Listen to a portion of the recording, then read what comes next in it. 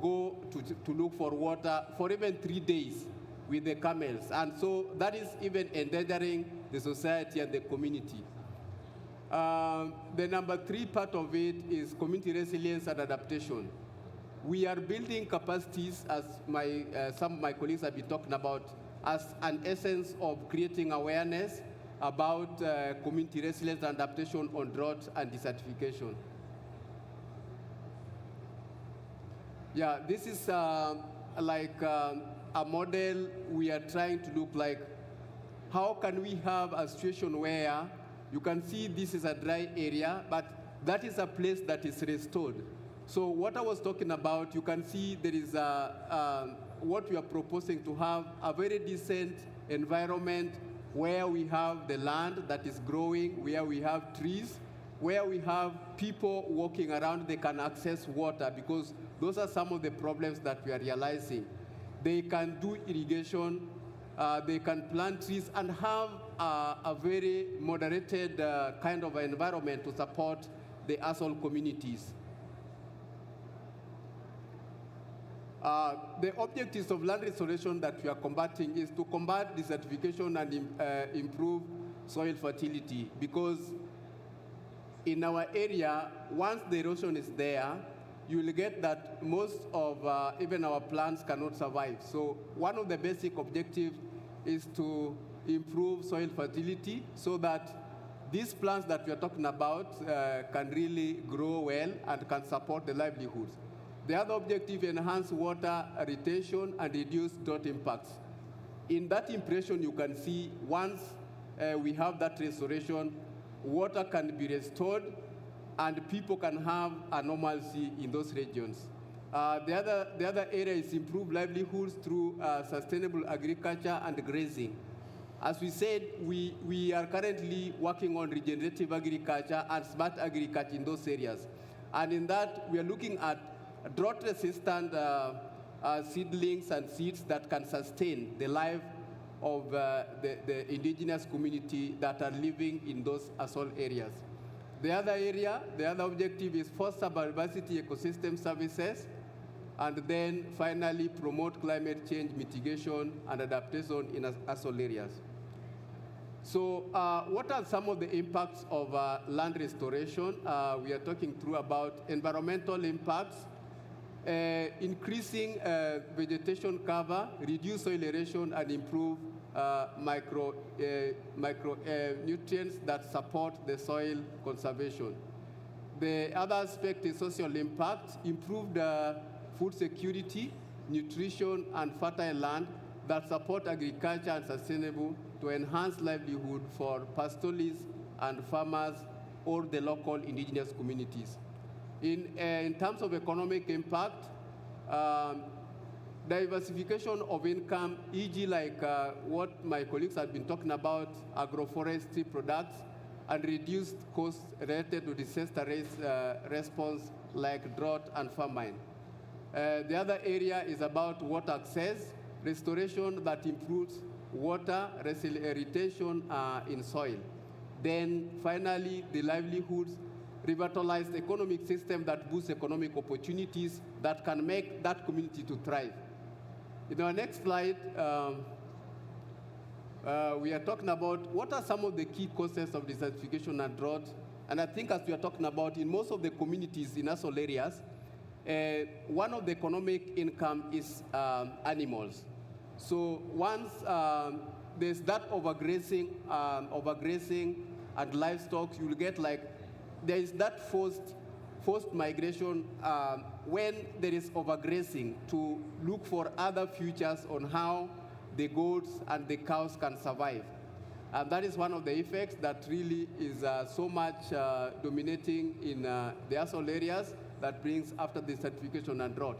The other thing is deforestation for firewood and agriculture. I think most of the communities most of the communities in Kenya, we depend on firewood and agriculture. So once that is affected, you'll get like people are scrambling to get good lands and where they can get firewood, because our communities, most of people are still very poor. We are not accessing the solar because of the economic challenges. The other area is unstable land use practice. We have indigenous land practice. We have modern land practice, as we are talking about now. Currently, with the technology, we can enhance that. But the current challenge is we have those kind of unsustainable land use practices that we need to enhance in the community so that awareness is created, including the technological aspect that can support such kind of areas. Then the last challenge is climate change in intensifying in drought cycles. This is like when we have a lot of drought in those areas, things like heat waves, things like floods are normally coming and killing our cows. They are also degrading and making the soil erosion and also affect the livelihood and even the forestation and as well as agriculture in those regions. Our next slide, the challenges to land restoration. I think this is now coming over and again from most of our speakers and in the current globe within the southern part of Africa. We have the policy gaps. In the system that we have, climate has just come recently, and I think most of the countries are now emulating, and we are realizing that climate is a challenge to all over. So we are realizing some of those kind of like reviewing of the policies that were there, or having clear policies at national level and at county levels, so that they can support the challenges of restoration. The other area is financial consent, which of course we are here because how do we maintain that sustainability of these projects that we are doing in the community so that restoration and avoiding the situation of drought and even climate effect. We need finances to enhance some of these activities that we are talking about. And so there's that constant of the finances. By the end of the day, we all need those finances in terms of implementation of these activities so that we can have a clear and restored areas in our soil areas. The other constant, I think, the challenge is community engagement. Resistant behavior, as you are saying, you have a community that is moving and migrating because of the challenges that they are facing. So sometimes those are challenges because community moving from point A to point B, when they go to point B, they'll have to go to point C again. And that creates even that conflict of people are looking for a personalized land that can support their behavior. And then limited capacity and awareness that if you are serving a population of, say, like 120,000 or close to 1 million, you need that kind of resources that can have the capacity and awareness for those communities to know that this kind of changes need to be institutionalized and catalyzed for a greater change of our communities. Then finally, in the challenges for restoring the land is the climate change. Increased frequency of the intensity of drought actually affect most of the African southern Sahara, and globally we are now talking about climate change, which of course it is a unifying factor that brings most of the international community, the rich nation and the G8 to come together to see how can we restore the land so that issues of even carbon credit to have a good environment can be enhanced through supporting such kind of initiative in most of our soil areas. The next is sustainable solutions for soil restoration. We are just repeating the issues. What can we do best so that we have a coherent issues solved? The first one is reforestation. In those areas, we do reforestation from the community, schools, and even public lands. The second one is the soil conservation, where we can use terracing, contours, and even cover crops, as we demonstrated in our model there.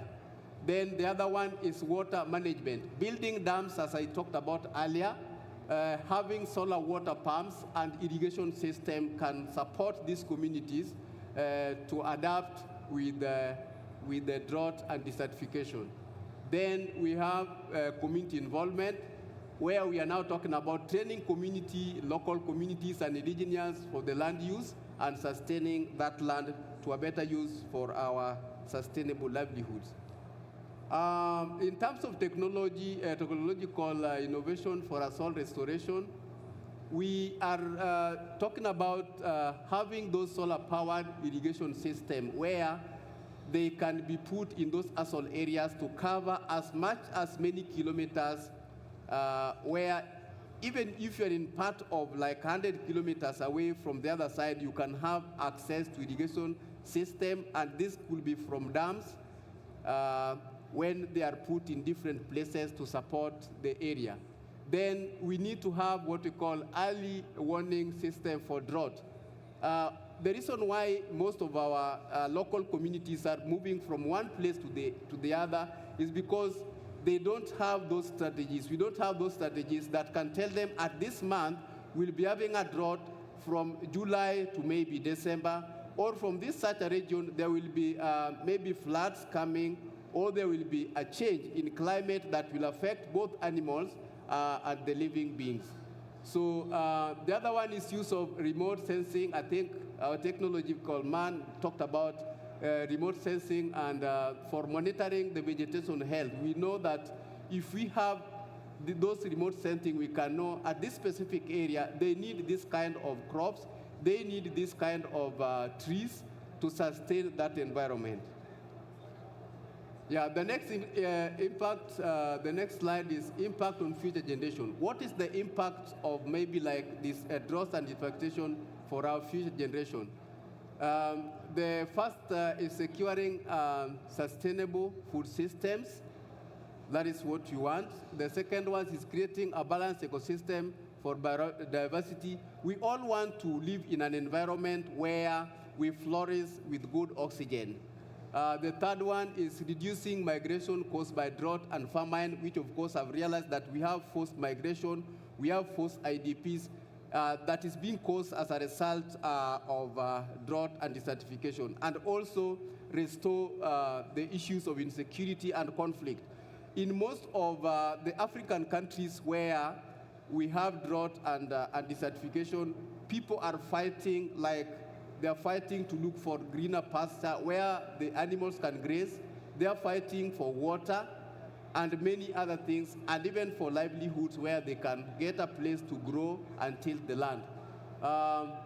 The last one is leaving a legacy for climate resilience.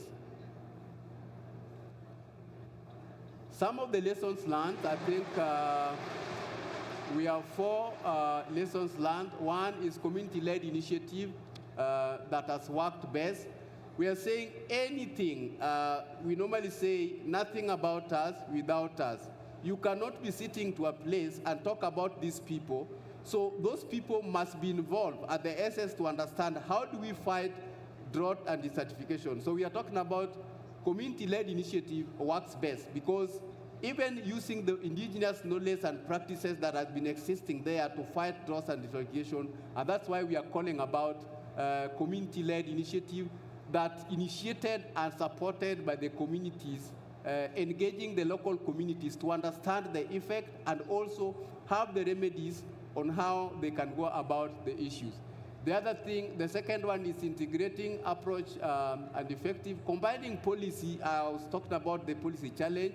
Combining policy, science, and traditional knowledge is an important component for us to fight drought and desertification in most of our soil areas. Then the third one is partnership and collaboration.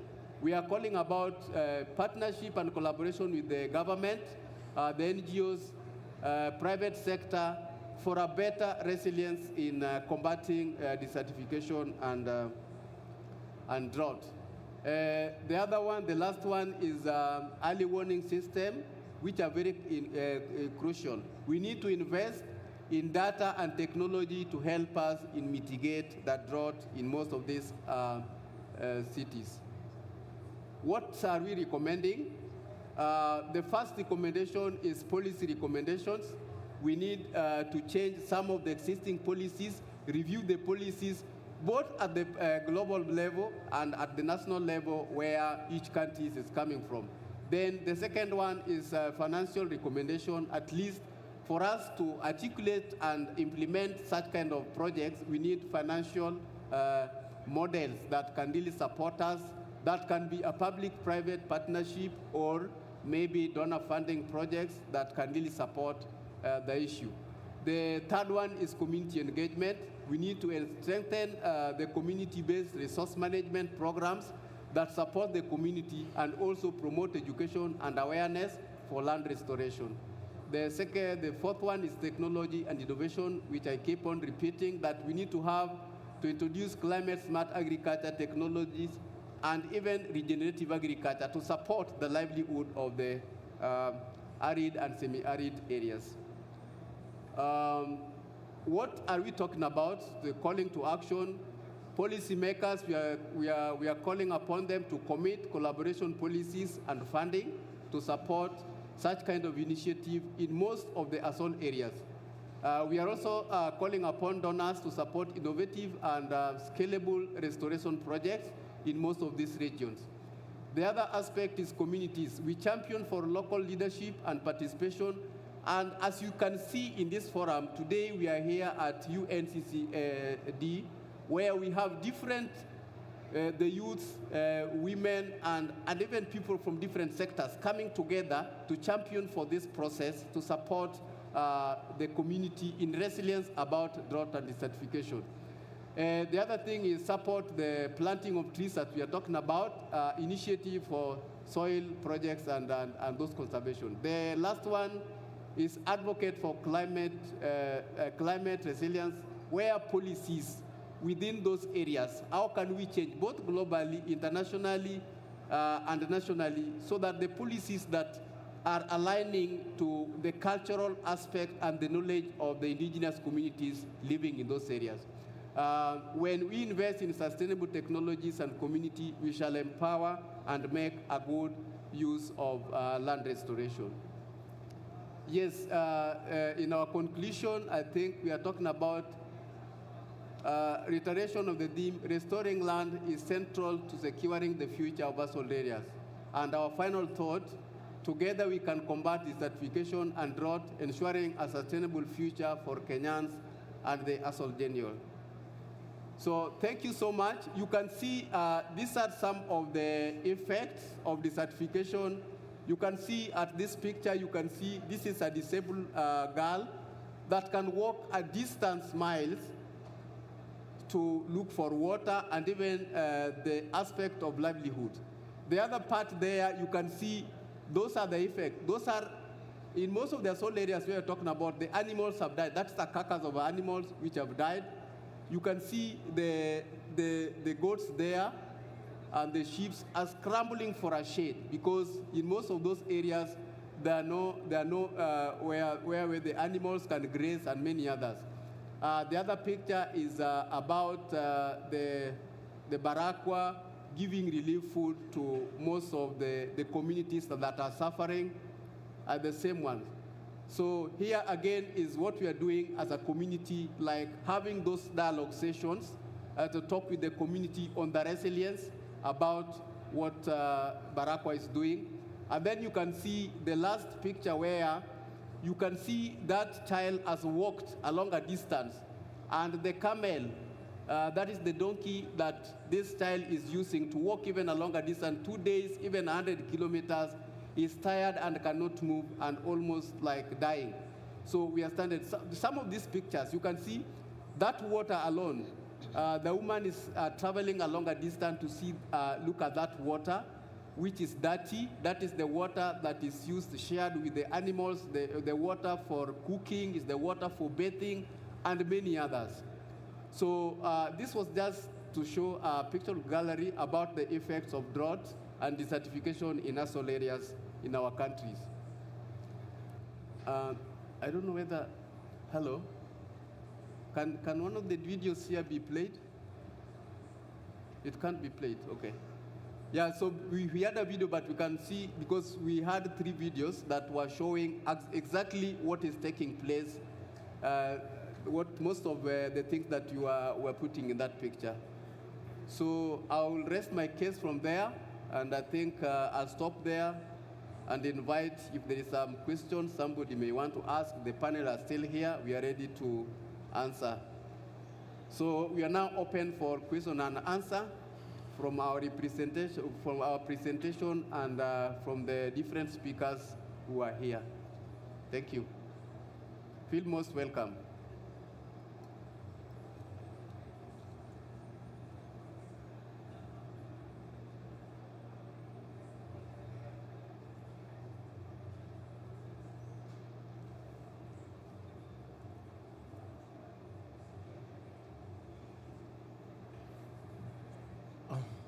Hello. Yes, mine is not much of a question. It's just a comment. And we have seen from the panelists and from the presentation the great effort that is being done in the parts of Africa and the experience that can be shared all around the world. I just want to commend you that you are doing a great, I think for me, though I came late, but I think we can borrow experience for this because Nigeria, too, where I came from, we have a huge part that is desert area, so we can share some of those challenges with you and some of your solutions. We would like to look at how we can collaborate so that we can, some of your experience, we can learn from it. So I just want to thank all of you. It has been a great session for me. Thank you. Thank you.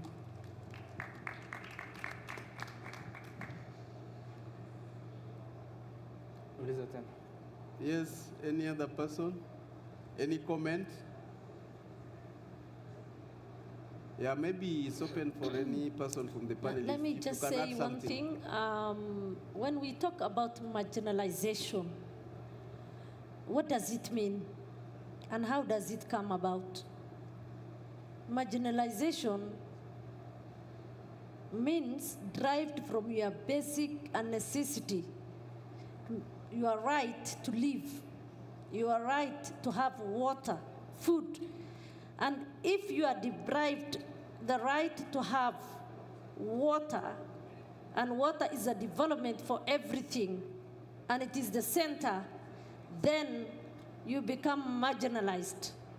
You become marginalized because of injustice, because of inequality, resource sharing.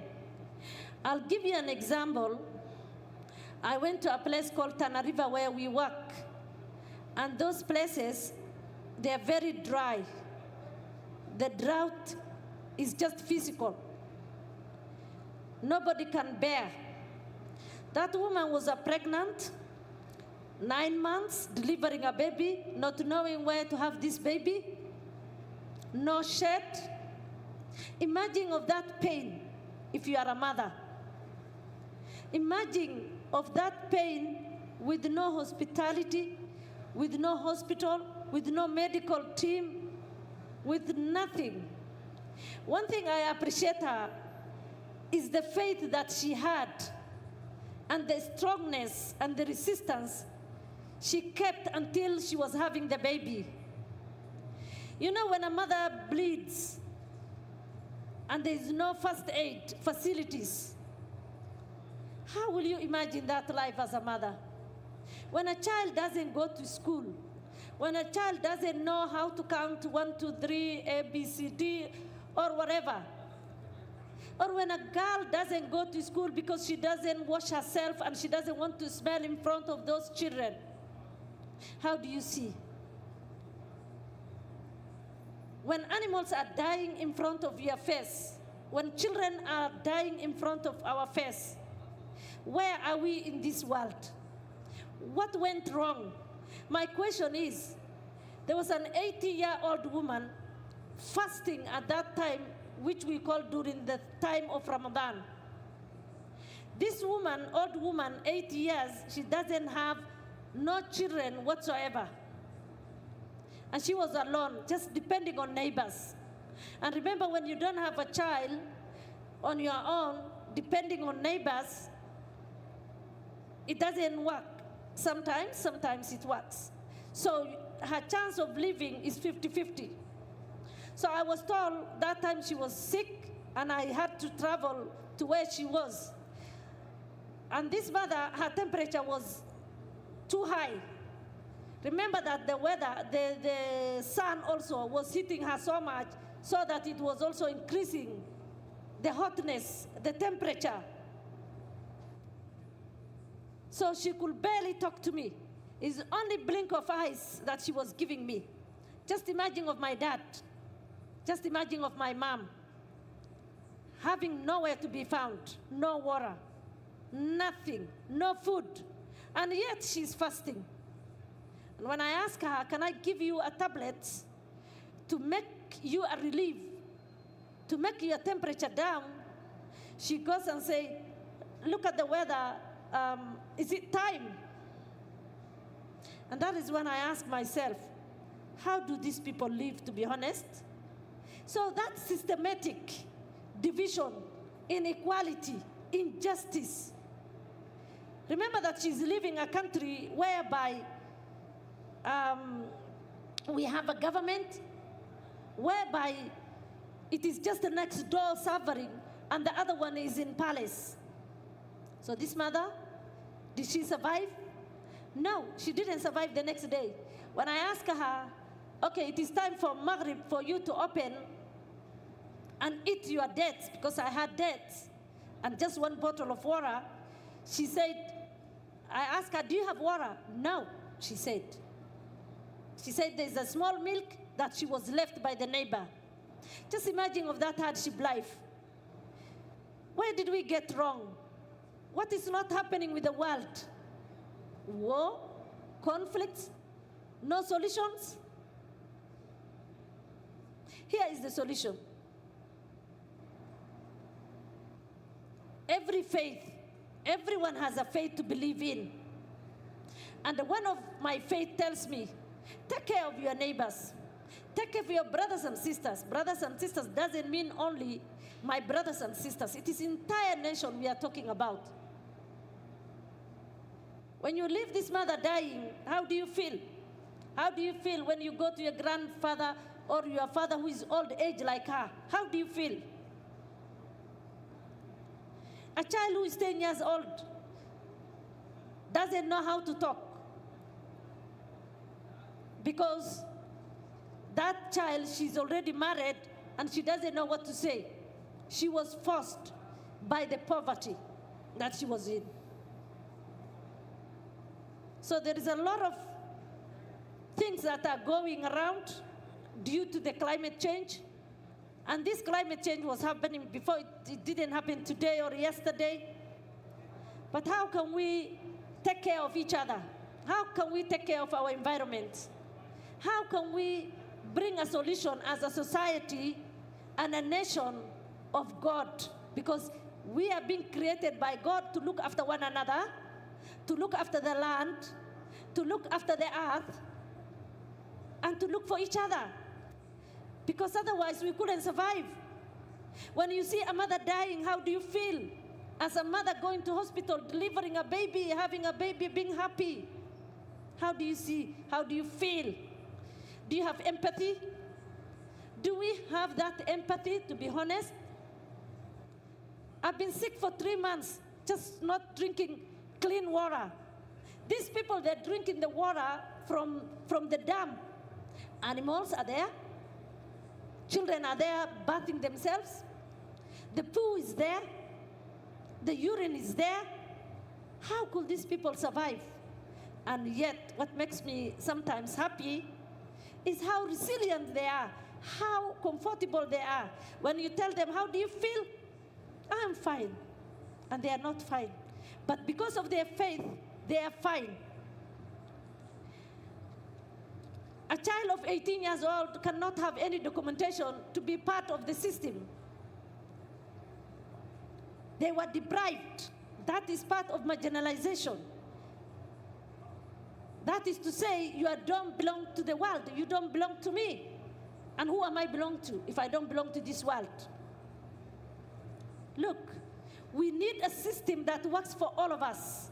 The system that God has brought us did work for us. Who change? It is us who change. The change comes from us. So, what will be the alternative? I think I always talk about communication is the key. Because when you don't communicate, when you don't communicate with the rest of the world, when you don't communicate with your mother, your father, your environment, others, neighbors, that is what happened, because these people have been deprived from information. No information whatsoever, no communication from the rest of the world.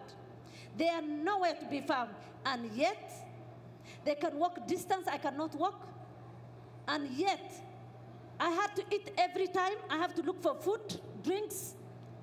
They don't look for drinks and, food. That is the good part, but the negative perspective, the negative part is that these people are in hardship life, and we cannot ignore. We can't ignore. As a human being, we can't ignore. Because we have to support one another, look after one another, Summarize. and leave the conflict and war amongst ourselves. Let peace, love, and unity among humanity. Thank you so much. Thank you so much. We are grateful. I think we'll be ending here unless there's a burning question. If there is no, we'll want to take this opportunity to be very, to say that we are so grateful. Thank you so much for the viewers who are taking time. But I think what we are saying, we are calling about partnership. Barakwa is open to partners, global initiatives which can support this project. As we said, we are working in Kenya, Somali, and parts of Ethiopia, in those asshole areas. And we are calling upon friends, well-wishers, partners who can maybe at different level of aspect. We have developed two concepts for land restoration and then the one for humanitarian, because in asshole areas, we are more of focusing on economic support and empowerment for those people that are derived, like the chairperson is talking about.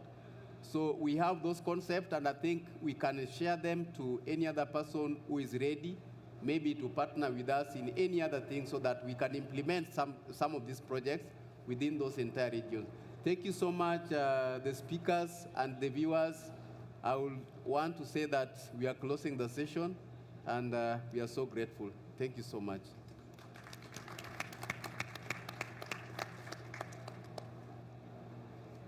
Okay.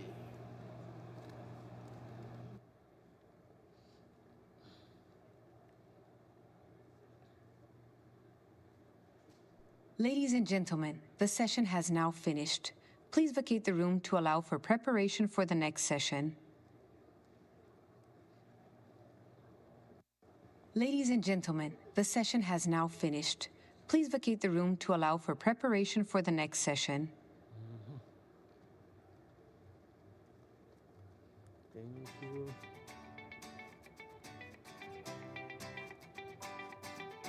Baru.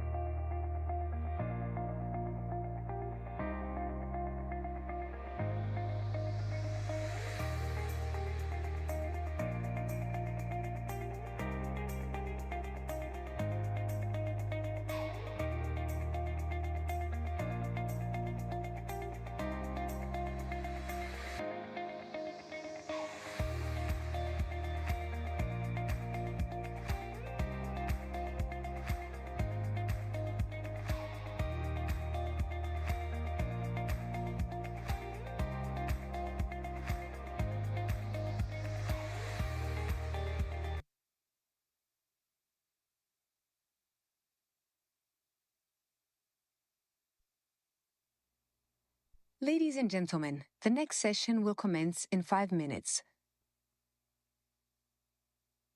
Ladies and gentlemen, the next session will commence in 5 minutes.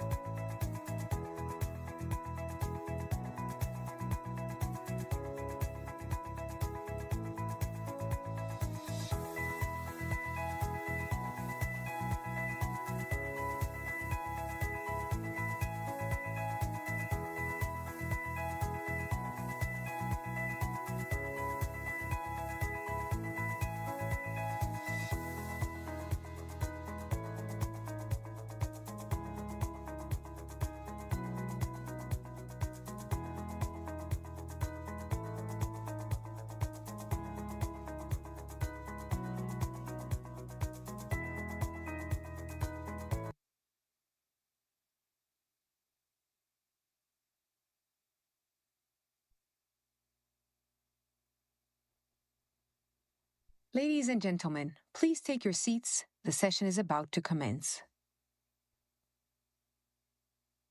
Ladies and gentlemen, please take your seats. The session is about to commence.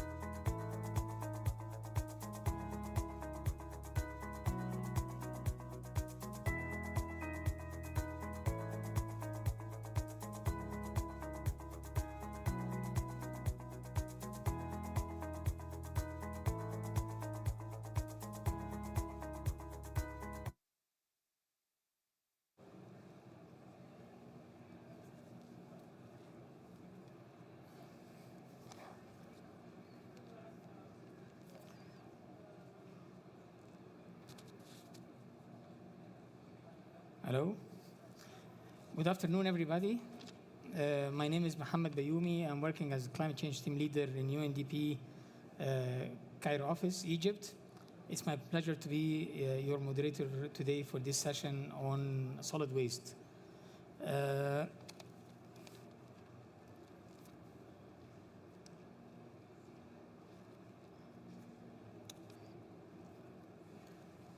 Solid waste is a pressing issue in developed and developing countries, solid waste management. Today, this session will be discussing two types of solid waste.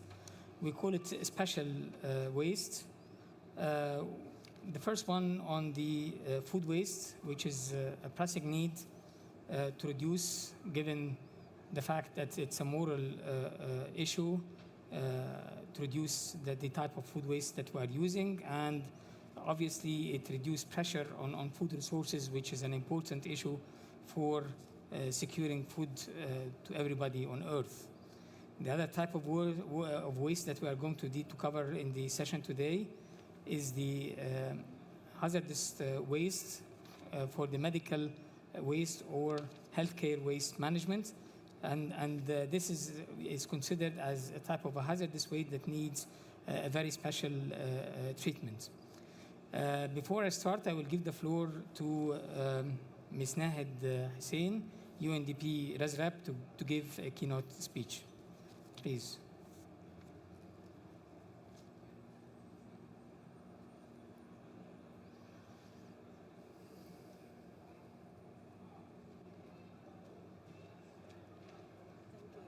CFN.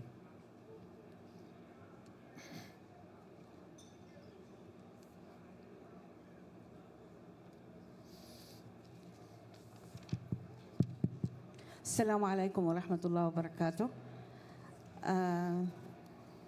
It's really an honor to join you today at this very, very important session representing the United Nations Development Program in Saudi Arabia and around the globe. I stand here with a strong sense of partnership, collaboration, and a shared commitment to advancing the sustainable development, but also enhancing capacities for medical waste management. The challenges we face in managing medical waste and restoring land are immense, multifaceted, and deeply intertwined with global health outcome. Addressing requires bold, comprehensive, and innovative approaches. UNDP is very proud to work alongside with the Kingdom of Saudi Arabia, namely the Saudi Food and Drug Authority and the Saudi Fund for Development, harnessing our collective expertise to forge solutions that not only protect the environment, but also improve public health and resilience.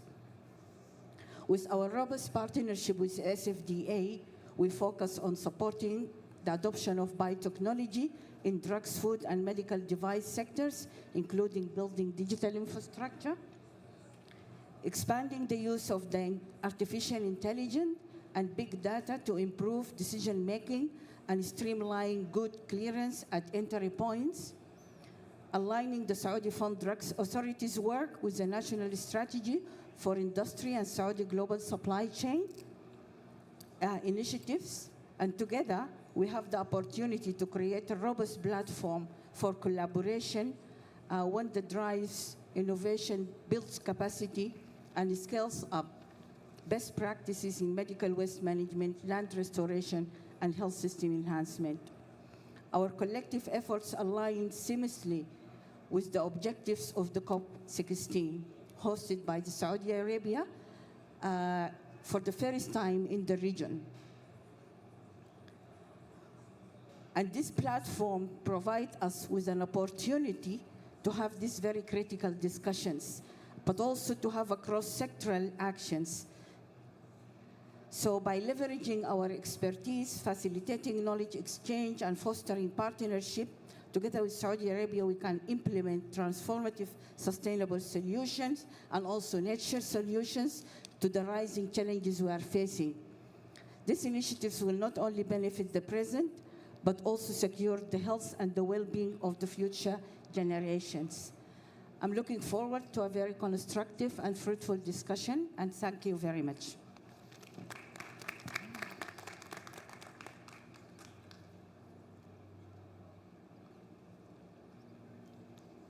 Thank you very much, Ms. Nad Hussein. As mentioned earlier, I mean, this session is going to deal with the efforts of the UNDP and the Saudi government in managing two types of waste, namely organic food waste and healthcare waste management. We're going to start with a short video, then we'll move to our distinguished panels afterwards. Please. منشآت الرعاية الصحية زي المستشفيات والعيادات ومعامل التحاليل الطبية بتقوم بدور مهم في حياتنا، لكن بجانب دورها الرئيسي في الحفاظ على الصحة العامة إلا أنها ممكن تتحول لأخطر وسيلة لنشر الأمراض والأوبئة، لأن كل مريض بيدخل المستشفى للعلاج بينتج عنه نفايات طبية بتحمل بقايا مرضه، وفي حالة عدم وجود إدارة حديثة ومحكمة للتخلص الآمن منها هتتحول منشآت الرعاية الصحية لبؤر عدوى وتلوث للبيئة، وده بدوره بيشكل خطر كبير على حياتنا. تعتبر مشكلة النفايات الطبية مشكلة وتحدي جوهري ليس فقط في مصر بل في كثير من دول العالم. كمية المخلفات الطبية المتولدة بجميع محافظات جمهورية مصر العربية تقدر بحوالي 300 طن في اليوم. والحجم ده من النفايات بيوضح ضرورة وجود إدارة حديثة لمعالجتها والتخلص الآمن منها. وبتعتمد عملية التخلص الآمن من النفايات الطبية بشكل أساسي في مصر على أسلوبين. المعالجة إما عن طريق الترميد أو الفرم والتعقيم. الترميد هو عملية حرق المخلفات باستخدام وقود احفوري في محارق يجب أن تكون متوافقة مع المتطلبات البيئية. وطريقة المعالجة الأخرى الصديقة للبيئة هي طريقة الفرم والتعقيم، ولا ينتج عن هذه الطريقة أي ملوثات للهواء أو الماء. الفرم والتعقيم لمعالجة مخلفات الرعاية الصحية هي أحد أفضل التكنولوجيات المتاحة عالمياً من حيث التكلفة وكفاءة المعالجة، ولذلك يتزايد استخدامها عالمياً كأحد أفضل الممارسات البيئية التي لا يصاحبها أي انبعاثات ضارة. ولأن الصحة والبيئة وجهين لعملة واحدة، أطلقت وزارة البيئة بالتعاون مع برنامج الأمم المتحدة الإنمائي UNDP ومرفق البيئة العالمية جيف مشروع إدارة المخلفات الطبية والإلكترونية بهدف حماية صحة الإنسان والبيئة عن طريق الحد من انبعاثات الملوثات العضوية الثابتة والانبعاثات الخطرة الأخرى زي الزئبق والرصاص. قام المشروع بالعديد من الإنجازات: إطلاق برنامج تدريبي متخصص بالاستعانة بالخبرات العالمية للعاملين في مجال النفايات الطبية، وده الإعداد وتدريب مدربين لتنفيذه على مستوى الجمهورية، بجانب إنشاء منصة للتعلم الإلكتروني لتوفير مواد الوحدات التدريبية وإصدار السياسات والأدلة الإرشادية وخطط التعامل مع نفايات الرعاية الصحية، بالإضافة لموقع إلكتروني لمتابعة إدارة النفايات الطبية الخطرة. أما الإنجاز الأكبر للمشروع فكان إقامة محطة معالجة النفايات الطبية بمركز بسيون بمحافظة الغربية. قامت وزارة البيئة من خلال مشروع إدارة المخلفات الطبية والإلكترونية بإنشاء وتشغيل أول محطة معالجة مركزية للنفايات الطبية بنظام الفرم والتعقيم، وذلك بمستشفى صدر بسيون بالغربية. جاء هذا المشروع ليضع نموذج تجريبي بديل للتخلص من النفايات الطبية من خلال آلية الفرم والتعقيم، وهي تكنولوجيا من فرنسا. التكلفة لهذا المشروع حوالي 20 مليون جنيه. استغرق إنشاء هذا المشروع 6 شهور، وقامت وزارة البيئة بإهداء هذه المحطة لوزارة الصحة والسكان. تم اختيار موقع المحطة في محافظة الغربية بعد التنسيق مع وزارة الصحة والسكان لحل مشكلة عدم وجود ظهير صحراوي للمحافظة، وده كان بيستدعي نقل النفايات الطبية يوميا قبل معالجتها حوالي 120 كيلو لمدينة السادات لمعالجتها والتخلص منها في المحارق. بتقدر الطاقة الإجمالية لمحطة بسيون لمعالجة النفايات الطبية بحوالي 4 طن نفايات يوميا، وده بيمثل 50% تقريبا من حجم المتولد اليومي من النفايات الطبية بمحافظة الغربية. وبتبدأ عملية المعالجة بتفريغ النفايات في خزان المفرمة بدون أي تدخل بشري عن طريق لوحات التحكم الإلكترونية. سيتم فرم المخلفات في البداية لإتلافها وعدم القدرة على استخدامها مرة أخرى في الغرض الأساسي الذي صنعت له، ثم تعرض لضغط وحرارة للتخلص من جميع مسببات العدوى الموجودة فيها، ولا ينتج عن هذه الطريقة أي ملوثات للهواء أو الماء، ويعامل ناتج الفرم والتعقيم كالمخلفات المنزلية، ويمكن استخدامه كوقود بديل في المصانع المصممة لذلك. في النهاية، إدارة معالجة النفايات الطبية ما تقلش أهمية عن مواجهة الأوبئة والأمراض من حيث خطورتها على الصحة العامة والبيئة، لأن في حال عدم إدارتها بالطرق العلمية الحديثة وإزالة الخطر الناتج عنها والحد من التلوث الناتج عن حرقها بالطرق التقليدية، هتتحول لخطر كبير بيهدد البيئة والبشر. نأمل أن يتم استخدام هذه التجربة في مختلف محافظات الجمهورية، والتحول من عملية التخلص الآمن من النفايات الطبية عن طريق الحرق إلى التخلص منها بطريقة أكثر أمانا وأكثر حفاظا على البيئة من خلال آلية الفرم والتعقيم.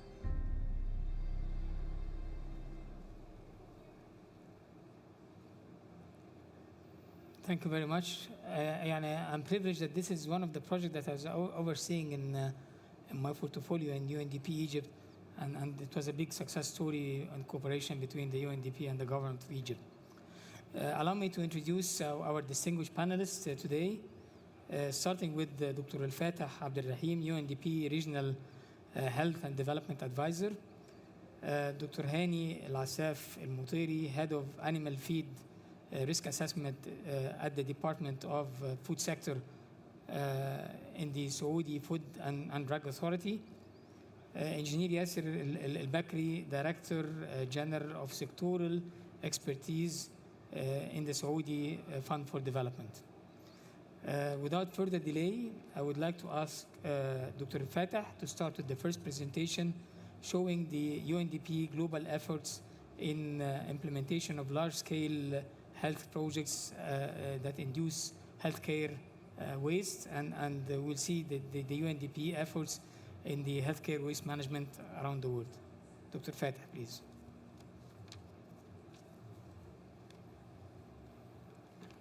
Bismillah ar-Rahman ar-Rahim. شكرا دكتور. Thank you so much, Dr. Muhammad Bayoumi, for the introduction.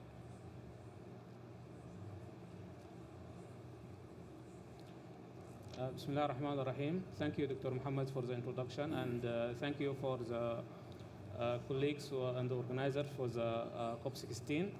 And I think it is really important to understand that part of the land degradation and the use of land and desertification is to address the challenges that we are also produce as part of, as we promote universal health coverage, as we promote free access to health care and to save food, we also need to be mindful about the waste that is generated. Now we are 8 billion people on this planet, and it is inevitable that will produce a lot of this waste. In my presentation in the slides, I will just very quickly skim through what UNDP is doing in the region and also globally, and why we are doing that. So basically, UNDP is implementing large-scale health projects and programs in almost 22 countries. This is coming mainly through our partnership with the Global Fund for HIV, TB, and Malaria, and also the large-scale health procurement that we do. Just to give you some numbers, in the 22 countries, every year we procure health commodities up to a value of almost $650 million. And as we procure that and we manage the supply chain management for that to make sure that people receive the needed medical commodities and equipments, it is also important to think about what is the last resort of this, the waste that is generated from these commodities. And that is why we partner with our sister agencies and other global health agencies to make sure that collectively, as all of these agencies collectively produce or procure around $5 billion worth of medicines and consumables, how we first influence the manufacturing practices so they don't have any side or negative effect on the land, and also the packaging, the shipping, the transportation, and of course, eventually, the waste management, as you have seen in the video. So, of course, there's a number of international conventions that have been designed and have been agreed on between member states. I'm not going to go through all of them, but it's just highlighting those ones that are generated typically from the healthcare operations. So, for example, if we take the Convention on Polycystic Organic Pollutants and the carcinogenic dioxins and furans, this one of the side effects, if you like, or products of healthcare operations. The same goes for the Vienna Convention on the protection of the ozone layer. And as we know that ozone layer is affected by the substance that deplete ozone that is coming from the use of refrigerators. And healthcare operations, whether in the supply chain management, whether in the cold chain, whether in the hospitals or others, use a lot of refrigeration and refrigerators, and that is why these also affect that. And eventually the Minamata Convention on mercury, and you know that in many of the medical devices that we have mercury that is also produced. For all of these reasons, so at UNDP, at the policy level, we had to develop an environmental safeguard policies and strategies. And this is really important. This is also for our country offices and our government counterparts, so that we can all commit together that while we are doing all of this work to support universal health coverage, to ensure healthcare access for all population, we need to do no harm to the environment and to the land. In the next slides, I'm just going to show you quickly also how we can generate evidence and data, because any policy that we develop, it has to be based on evidence. So this is just a rapid assessment that we have conducted in 7 countries: Zimbabwe, Serbia, Ghana, Sudan, Jordan, Panama, and Kyrgyzstan, during the COVID-19. And you know what happens during the COVID-19? There have been a surge increase in the production of health waste coming from the use of PPEs, like personal protection equipment, from the use of masks and other kind of consumables that generated, and this affected all of the population. So I think there have been more than 10-fold increase in the medical waste. So very quickly, this is just showing what happens among different countries. The most important challenge that they face is that there is no dedicated legislative framework for addressing the healthcare waste management, because in many countries it falls across different departments or different ministries. And then it is like everyone's business and no one's business. So it falls between the cracks, and that makes it really challenging to adhere to these policies and regulations. Also, the public awareness about the danger of the medical waste or the healthcare waste has also been a challenge identified in many of the countries. Of course, the waste management in general, solid waste management, and the healthcare waste is not exception, has different processes. Start from the collection and the collection capacity and the segregation of the collection, and then also the treatment capacity, the transportation that is in between those. And these have been the 2 most pressing challenges in all of the 7 countries that have been surveyed. The capacity to collect medical waste from different health facilities, hospitals, and then transport them all the way to the treatment facilities, that have been a major challenge. Many sometimes outsource to the private sector, but then the private sectors opt for the easy way of just putting it in the normal landfills, which is, of course, is very challenging, very hazardous. The collection also has been a challenge. Why? Because the hazardous medical waste should have dedicated containers and dedicated space to put them. And then you have the general hospital waste. And these 2 should be segregated. The problem, and this even in the developed countries, the problem is that the healthcare workers who are not trained, they opt for putting everything in the hazardous containers.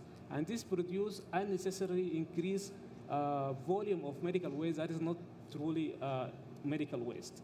And of course, it is more expensive to get rid of medical waste, so that also increases the cost. So one of the policy interventions, just very good training at the segregation, that can also make huge saving. In the medical facilities, there have been 2 main challenges. I'll just go very quickly. The first one is the budget. The second one is coordination. I mentioned the coordination between municipality, Ministry of Health, the hospital management, and Ministry of Environment. That also have been in many countries a bit of a challenge to address the issue. Of course, the collection, the concerns of the people who are working in this was the lack of PPEs, because they know they are dealing with hazardous waste, so they need to have the full protection through the personal protection equipment. And then also the concern from waste contamination. And then they don't have enough containers. So there's constriction. That is a bit of a challenge.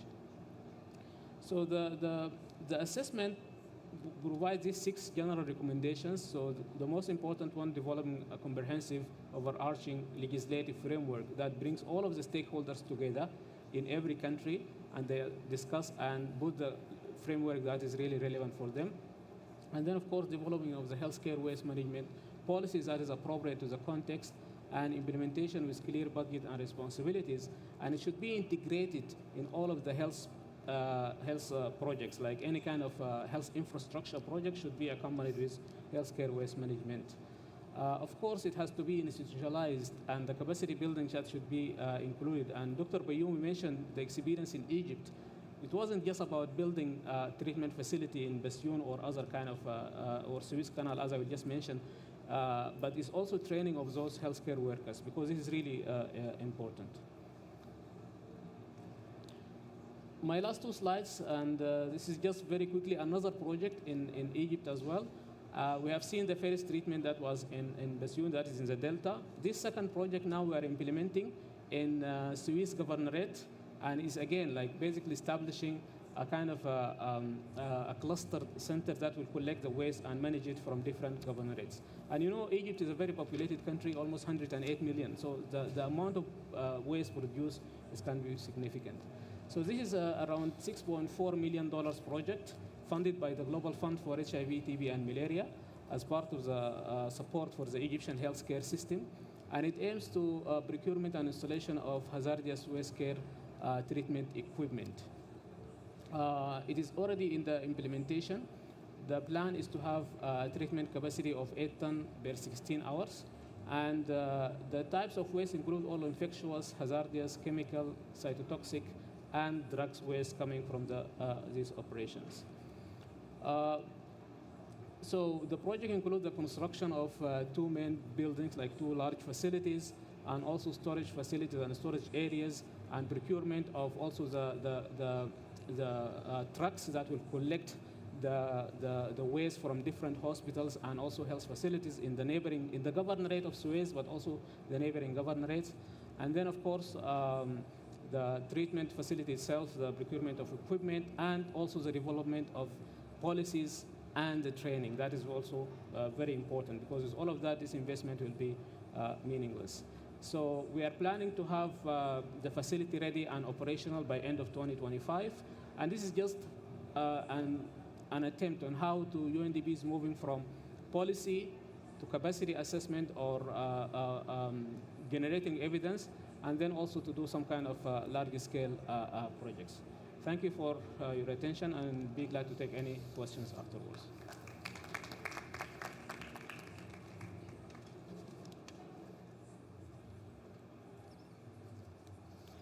Thank you, Dr. Fatah, for your presentation.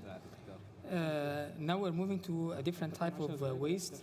Dr. Hani Al-Assaf Al-Mutiri, Head of Animal Feed Risk Assessment Department at the Food Sector in the Saudi Food and Drug Authority, will give us an overview of the efforts in converting organic waste into animal fodder. Thank you. Please, the floor is yours. Can you hear my voice? 1, 2, 3. Okay, thank you. Well, thank you very much. It's an honor to be here today. And first of all, I would like to thank the UNDP team, particularly Dr. Al-Fatih and Mr. Asim for their tremendous efforts for coordinating and organizing with me during the past period. Today, I am delighted to discuss with you about the significant role of the SFDA as in transforming or addressing the global challenge, transforming organic waste into valuable feed resources as innovative solution to sustainability. First, to structure our discussion, we should look to the organic waste as two sides. The first is the food production, and the second side is the food waste. Both are two sides for the same coin, both contributing to the climate change desertification.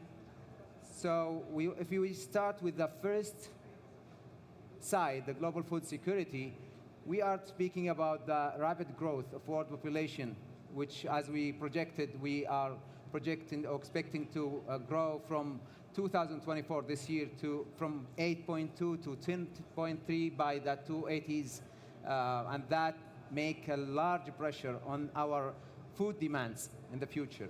So what makes this worse is actually the food waste challenging, which exacerbate this challenging, and based on the data of the organizations that we depend on, the raising food demand will be need to raise to 70% by the 2050s, when we expecting to reach about 10 billion. If we continue on our resources right now, it's expected to have that we need 3 Earth planets resources that we have right now today. So it's a really global issue. Now, from the environmental impact of food production demands, so we need to increase our food, but that's essential. But we actually need to think about how we should produce it. This is the question. So, for example, for instance, for the agri-food systems, one-third actually of the greenhouse gases globally is responsible or came from the agri-food systems. And that is combined with water scarcity due to the overuse of water irrigation, irresponsible practices, deforestation, land degradation. All of this is coming from make the issue is even worse. So what about the other side, the food waste crisis and its impact? It's really bad, and unfortunately, our global is wasted approximately 1/3 of our food that produced for our feed, or for our food. That accounts for 1.3 billion tons every year. And what is a paradox actually here is at the same time, we have more than 750 million people impacting with the suffering of the hunger and undernourishment annually. Including the number, we have 150 million of kids or children under 5 impacted. That's not the end of story. Actually, we are wasting about 1 trillion annually of that food wasted already. And the issue is not about the food that we waste. The food that we waste, we deal as a package. What we mean as a package is we're dealing with the resources that already wasted when we produce this food. So we actually, when we wasted this food, we wasted land, water, labor, agriculture input that we put efforts to get that food. What about the environmental impact and the economic side? It's really make it worse. The soil contamination due to the improper and irresponsible of the organic waste disposal. That increased the soil contamination, environmental degradation, and about 8 to 10% of these bad responsible practices, about 8 to 10% of greenhouse gas emissions from waste food. And of course, as a government, they should deal with this contamination and this management of the waste, which is making burden to the countries. Now, what about Saudi Arabia? Now, to go further and go close look to Saudi Arabia. Actually, approximately of 33% of our food is wasted in Saudi Arabia. So if you go look directly to the charts here, we can see that even at the individual scale, we are way far, more than double of the global average of wasted food.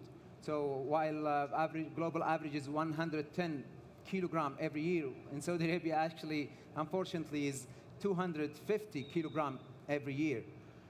And if we look to the among other countries, for example, GCC countries. Actually, Saudi is the most countries that among the GCC countries, we are wasted about 41 to 50% of our total waste food.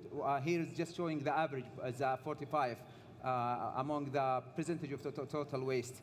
And that account for about 4 billion ton every year. And imagine 500,000 ton is just rice. So that's just to show the issue we are facing today. And to make even worse, that the economic or financial loss that our government burden, which is about $10 billion every year, that costs our government. And based on literature and studies, was analyzes the food waste here in Saudi Arabia. Most of this feed waste or food waste is coming from parties, from buffet, hotels, restaurants, and even at the house level. So what's the solution? What we should, as the question that we asked in the beginning, we should think about the food, how we should produce this food. We should implement the circular economy based on sustainability principle.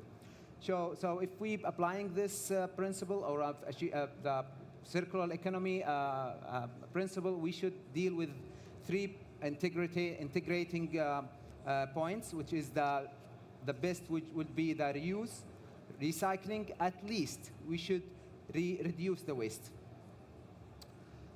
So as organic waste management, I mean, speaking about circular economy and mainly biocircular economy, it's a holistic solution for reducing our waste, for fostering, innovating for the new agri-food system that we should depend in comparing to the traditional agri-food systems.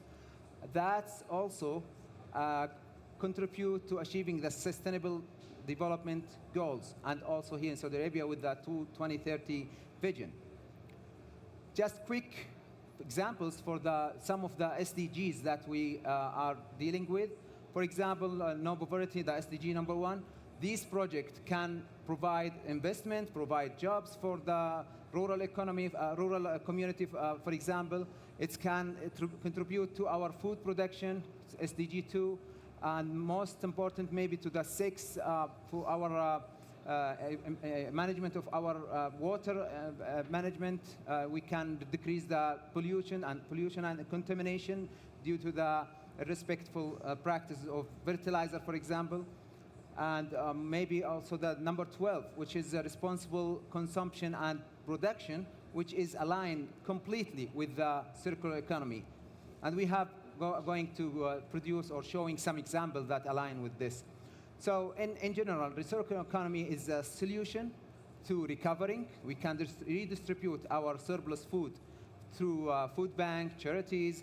We can, even the inedible parts that can be produced, we can create biofuel or even biofertilizer instead of regular chemical fertilizer, for example. But the most point that we are focusing today, which is aligned with our Saudi Food, Drug and Authority, is converting this organic waste to animal feed and other valuable products such as protein or amino acids. So this is one of the great, wise, and promising application that already trend in the world, which is utilizing insect-based recycling to convert organic waste to valuable resources such as animal feed.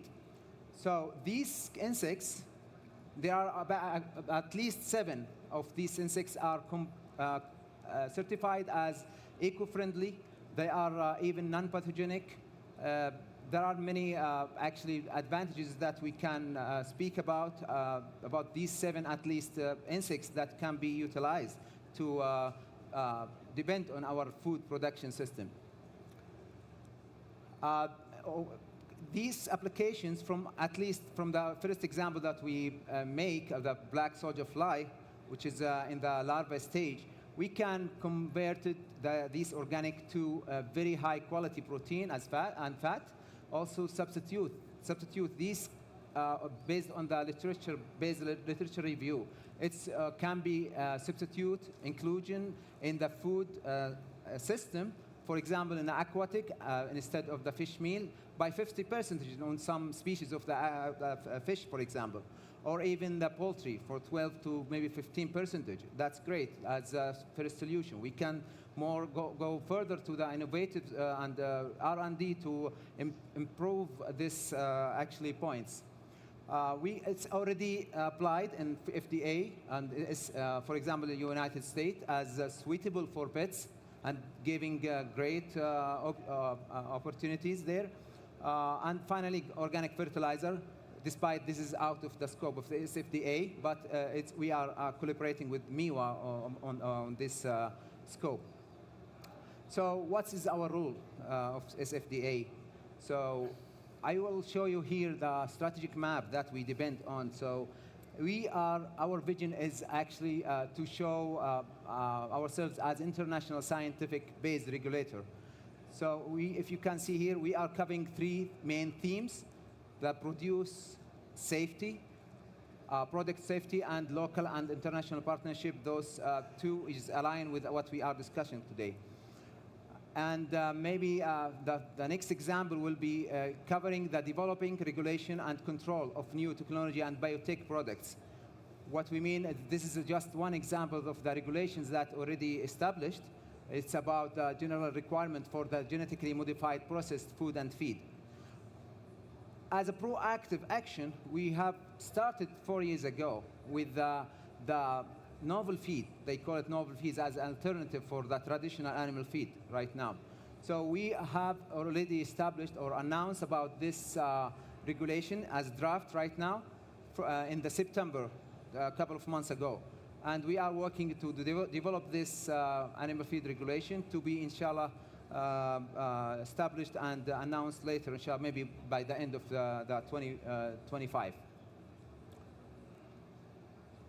As fostering with the academic sector, we are foster the collaboration with novel feed regulations with the King Saud University. We already have 3 projects aligned with animal feed or alternative animal feeds. So the first one is just exploring the consumer acceptance if we are going to certify the insect protein to feed it to the food products coming from the cattle, for example. The second is really issue in Saudi Arabia, which is utilizing the leftover of the bread, which is an issue here today. We need to regulate that industry to have another opportunity for our traditional animal feed. And the third one is, which is use of the microbial protein, single-cell protein, for example, to be one of these great opportunity. As conclusion, so I will not take too much time. So just we mentioned about the circular economy that we should apply, especially in Saudi Arabia, so we can produce novel feed that we decrease our reliance on the land-intensive crops, for example. And I provided the references here in case of more information. Also, please scan the QR code if you need any question or have more further discussion. I would be happy to answer it later. Thank you very much. Thank you, Dr. Hani. In my country, actually, Egypt, cultivation of fodder is competing with the cultivation of wheat. And obviously, any opportunities to reduce cultivation of animal feed is going to be counted for producing human feed. And this is definitely an important initiative that has to be appreciated and replicated and expanded. Our last speaker, Engineer Yasser Al-Bakri, Director General of Sectoral Expertise at the Saudi Fund for Development, will give us an overview of the support the Saudi Fund for Development is giving to a number of countries on healthcare facilities and infrastructure, and will explain to us the associated infrastructure for healthcare waste management. Please, Engineer Yasser.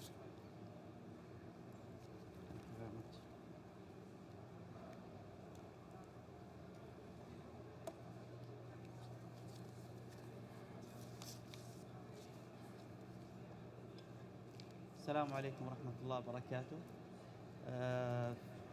Dear distinguished guests, ladies and gentlemen, thank you very much for the UNDP for the great effort that they are doing to make this event successful, and thank you also for inviting the Saudi Fund for Development to present their efforts for the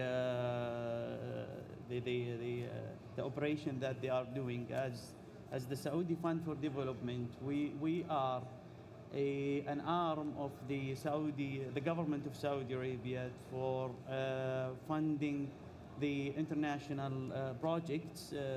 So the SFD contribution in developing countries since 1975, and the main mandate of the organization is to provide a concessional loan for the developing countries. The next,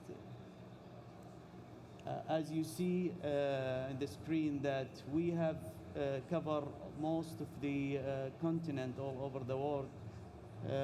We have reached more than 100 countries that we provide our loans, and for more than 800 projects for more than 20 billion US dollar. So the contribution has reached all over the world for more than 20 billion, and most of these countries we have financed few projects in health sectors. And these are the sectoral distribution for SFT projects and program for our strategy. So we have covering most of the sectors that we think that it is in need for the countries. And the social and infrastructure sectors, we have financed 254 projects. I have pointed in this one because the health sector is fall under this project. In the health sectors, we have financed more than 75 projects, amount of 1.8 billion US dollar, and about is 30% of SFD contribution to the social infrastructure sectors allocated for health projects. For the health project, we represent one of the most vital components of the social infrastructure that nature relay for their advancement and development. This sector forms a key pillar of framework of sustainable development due to its direct connection to improving the quality of life for citizens and contribution to the creation of productivity, workforce capability of giving back. Therefore, more than 75 of projects have been financed in more than 45 countries. These are the distribution of our project among the continent in Asia, Africa, also in the Latino America and the Caribbean, also in the Europe. And also our finance distributed to other way that they, through the generous grant from the government of the Saudi Arabia, to the non-funding, non-profit organization and multilateral funding through the Saudi Fund of Development. We have financing exceeding 3.6 billion US dollar to around 14 organizations. And these are some organizations that are leading in funding projects and programs to improve health for society, such as the Global Fund to fight AIDS, tuberculosis, and malaria for amount 162 million, and also for the Vaccine Alliance 24 million, and the World Health Organization we have financed project for more than 63 million US dollar. These are two examples of the Saudi Fund for Development finance hospitals in Indonesia and Mauritius. Actually, these two projects have lots of stories behind them since they planning of the execution and choosing these two projects and also the execution stage and until the operation and the control the operation by the Saudi Fund for Development. We are at the planning stage. We are trying to choose each project upon their studies from the trusted companies that for the environmental and social governance. So we make sure that all the documents that support providing these hospitals being provided for environmental during the operation and during the execution also. And for the next stage during the execution, we are trying to monitor the project to apply all the environmental aspects to execute this project and also for the society, for the land, and for after the operation of the project, we are monitoring the operation of this project. We are trying to find the appliance of the environmental aspect to this project during the operation. So thank you so much, and this is the end of my.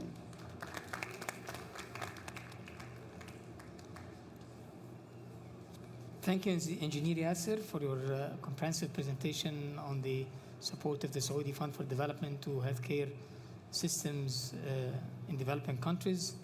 Now I'll open the floor for questions to the three moderators, to the three speakers, I'm sorry.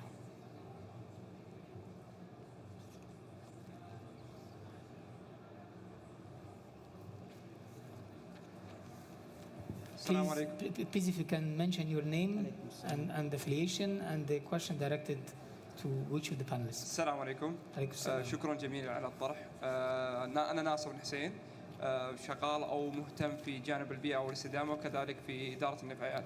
طبعا سؤالي بسيط جدا للدكتور هاني بخصوص طبعا شفنا الاستراتيجية اللي هي تعمل عليها الهيئة، ولكن إيش التقنيات اللي فعليا الآن بدأوا فيها في اللي هو إدارة النفايات وتحصيل المنتجات الناتجة عن هذه النفايات. فبس هذا سؤالي فقط، أبغى أعرف التقنيات المستخدمة أو المستقبل راح تستخدم. شكرا. Okay, my voice is it clear? Can you hear me? Okay, good. So the question is it okay by English? Okay. Okay, so the question was, correct me if I'm wrong, it's asking about the innovative technology that we are dealing with or we are regulating. Is that correct? Exactly. So as we mentioned, so we are giving already one of examples of the regulation that established in 2011, which about the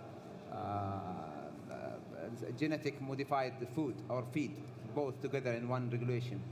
But the new one is what we are working now is most important related to our discussion today, which is transforming this organic waste to the novel feed, which can be, for example, we mentioned about the insect protein is one of these technologies. So we are just using the insect to kind of the biosequestration of the carbon. So we have dealing with this a creature as biomass. And the same, also similar to the maybe new technology that we are already right now doing the risk assessment for it. So risk assessment is procedure behind or before the regulation. So single-cell protein was one of the promising technology that we are depending on, maybe here in Saudi Arabia, because depending on the source that we have. So single-cell protein is wide, broad of technology. It depends on the sources you have in your country or in your environment. For example, we don't have wasted our crops, so we can use the left crops to use it in single-cell protein or algae, but we have methane, for example. So methane is a really byproducts of our petroleum industry. So we can use that methane to instead of burn it and increase the emission of greenhouse gases, we can actually convert it, we can say it's from a challenge to opportunity. I can say it like that. So we have this challenge converted to actually a real promising opportunity by converting this potent gas that can impact our environment to animal feed or as part of our food system. I hope I answered your question.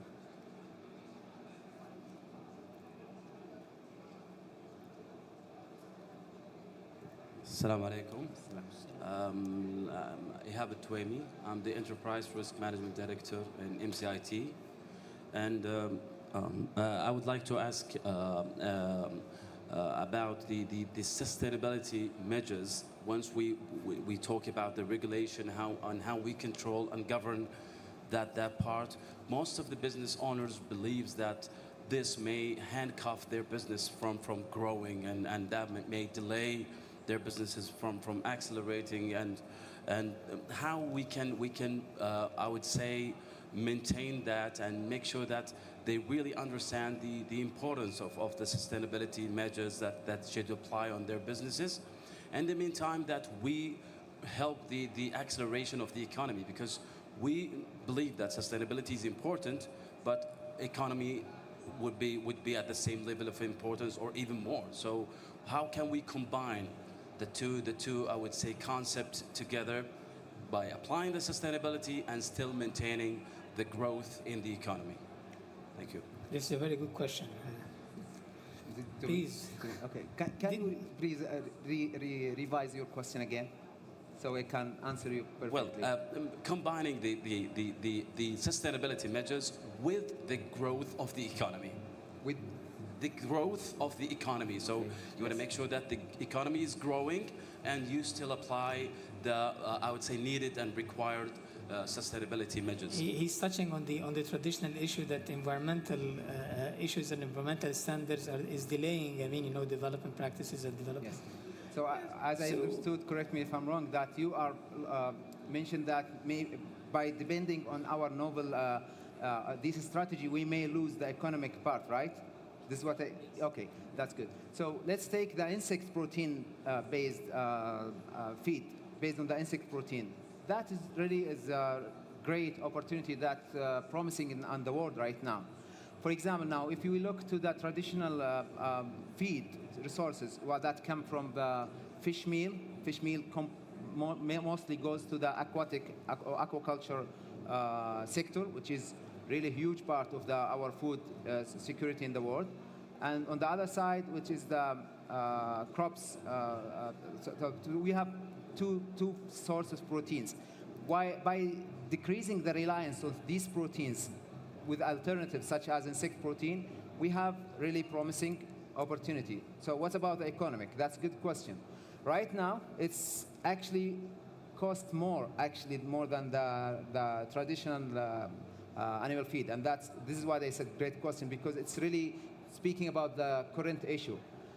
It's not worth it right now, but the problem, most of the challenge actually came because we have not regulated yet. Once we regulate it, it's going to be it's going to be a great option, because most of the waste or the economy impact go to the logistic, the transportation from countries to countries. That will cost the investors a lot. But if we have these projects inside Saudi Arabia, that will really save our money and maybe increase the investors. And one of the themes that we are covering in our fourth strategy of the SFDA is benefit the investors. So we believe once this regulation is established, I think we're going to see that shifting. And just to know, last week we have already one meeting of one of the companies here in Saudi Arabia, that they are looking to produce insect protein here in Saudi Arabia. And we have another one, but the one that we have meeting with is just last week. They are working right now to produce only fertilizer, biofertilizer, as frass. They call it frass from the insect black soldier fly. But once we have established the regulation, I think we can, inshallah, reach to the point that economic benefits. I think if I can just add to that, I think one of the important things, and this is at least from us as UNDP, because we are naturally convener, we try to bring all the stakeholders around the same thing and create win-win-win kind of situation. You touch about the business owners, there might be a belief that when they adhere to the or comply with the regulation, then their business will suffer. Dr. Hani mentioned something about the circular economy. This is really a key and important word. What does it mean? It is creating more opportunities. From this amount we have seen, we have heard the figures that he mentioned, 500,000 tons just of rice, almost $10 billion of worth of wasted food. That by itself, through going into the food value chain again, will create a lot of businesses, a lot of jobs, because that will go again into the same kind of loop. We have seen in many countries which took that, and in Scandinavia, for example, the other day I was reading a report which is like Sweden is now importing waste, solid waste, because they run out of waste and they use it as part of the supply chain to regenerate energy, to produce new kind of products. And that requires a kind of a continuous supply chain. So they run out of the waste, and now they're importing waste so that they can continue these operations. So actually, yes, evidence shows that the sustainability and economic prosperity can go hand in hand. And of course, that is the basic value that we would like. And sorry for that. One more point is actually good to mention, which is R&D. So one of the companies that have patent right now on the insect protein, especially for the black soldier fly, they reach to the point that they can transfer the insect larvae. So when you buy going to apply this technique, you have to buy the larvae first. So when we buy it, they should transport it to you in the chambers. That these chambers should be using the AC condition to give the appropriate condition for these larvae. But the R&D that these company, without mentioning their names, they reach to the point that they can transport this larvae within the chamber without any air condition controlling. So that save money, also contribute to decrease the greenhouse gas emission as well. Yeah, the question if you ask actually maybe is not applicable to the case of waste management, because waste management in general or recycling of waste in general opens business opportunities. So in this respect, the argument is not valid. The argument might be valid on other aspects of environmental standards, but I think that the practical experience that we're living in with the climate change in particular have proved to us, that we cannot continue, and the business is not going to be sustainable unless it takes into consideration sustainable management of the natural resources and environmental standards. Otherwise, the economy or the factitious economic growth is not going to be sustainable. And this is what we have seen by ourselves, as I mentioned, in particular with climate change case. Yeah. Any other questions from the audience, please? Mr. Hassan. Hi, my name is Tathagat. I am a waste management professional from EY. A question for Dr. Mutairi. In terms of regulations from SFDA... I can't hear you, Salah. Yeah, is it clear? In terms of regulations from SFDA, when we are looking at reduction of waste, food waste in general, are there regulations in terms of quality control from food processing industries? Because we see that a lot of waste gets generated at the production stage itself, which currently is classified as byproducts, but may or may not be recycled or will be disposed at landfills, if there is any plans of having regulations to control the byproduct generation from food processing industries. Sorry, I need to ask you please to revise your question, because it's important, because there is a stiff red line between us and MIWA in the regulations. Yeah. It's very, very important to understand your question again, sorry. So when we see food processing industries, there is a lot of byproducts which gets disposed at the landfills. And as you said, that a lot of organic waste, you mean? Organic waste. So in terms of regulating the quality standards of the food that is produced from these industries, is SFDA coming out with any such regulations to control the kind of byproducts that end up in the landfills, which in general may be used for other purposes? I think this question should be given to MIWA because it's dealing with it's maybe linked with the Saudi GAP, if you are familiar with Saudi GAP, good agriculture practices. So MIWA has already this protocol or the regulations, and it's covered, based on what my knowledge, it's covered already, what you mentioned is covered already in the Saudi GAP. But for SFDA, we discuss about how we can invest or how we can support foster this innovation technology to produce food in a way that friendly to the environment as sustainable, circular, sustainable approach.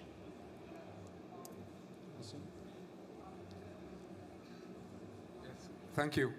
Dr. Hani, I will relieve you a little bit from the questions. My question is for Engineer Yasser concerning the Saudi Development Fund. If you can recall any of the initiatives that has been stopped or not implemented because it has a negative environmental impact.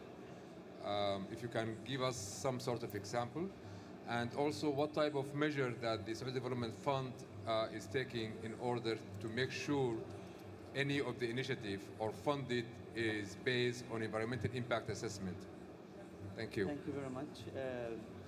Actually, we have our inside initiatives that to fund our new products inside our SFD, that to fund the study itself.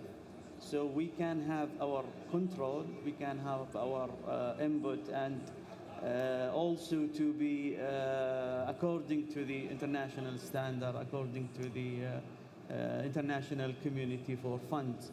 So, but at this stage, we are trying to rely on already studies to any projects. So we are asking the countries that they are providing the project to finance.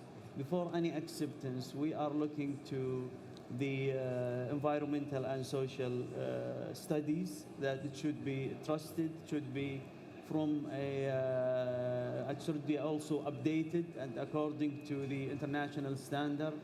And this environmental study has to cover all the area of the execution and also for the operation.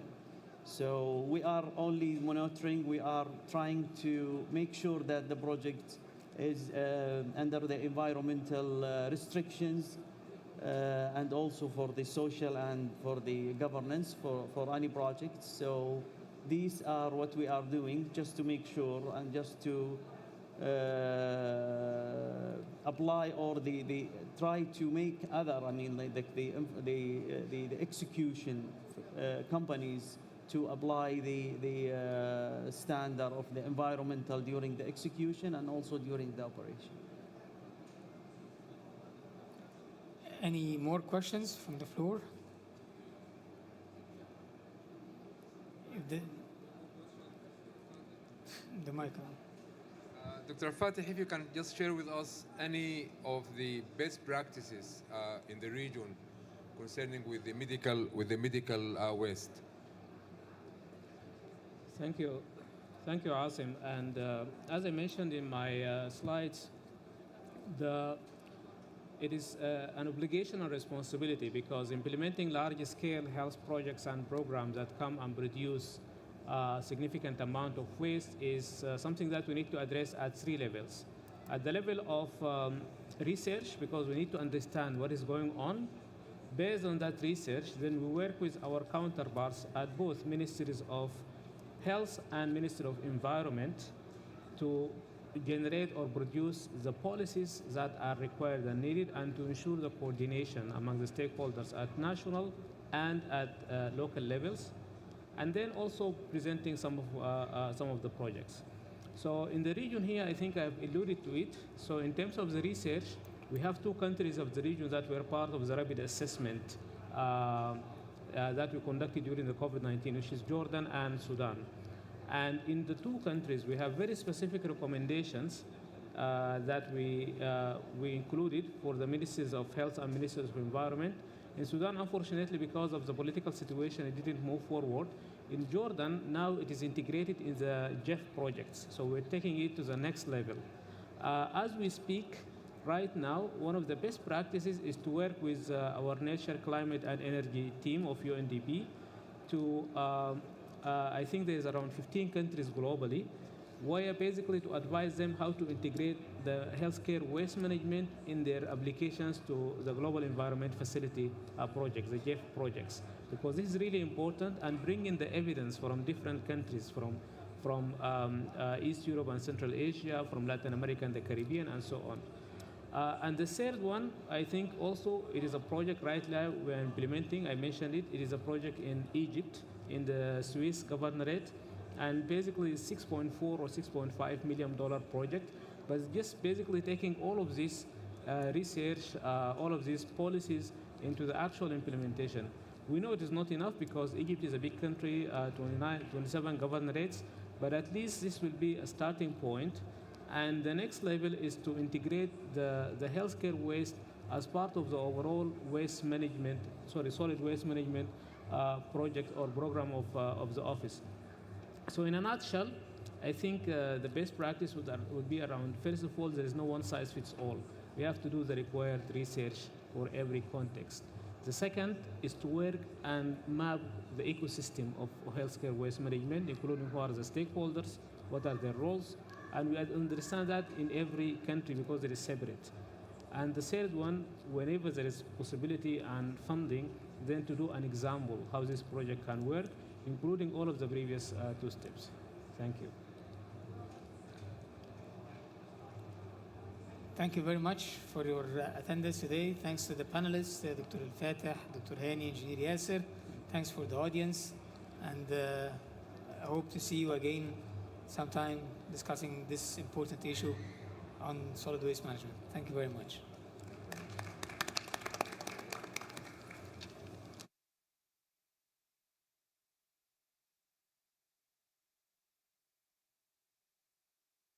Gentlemen, the session has now finished. Please vacate the room to allow for preparation for the next session. Ladies and gentlemen, the session has now finished.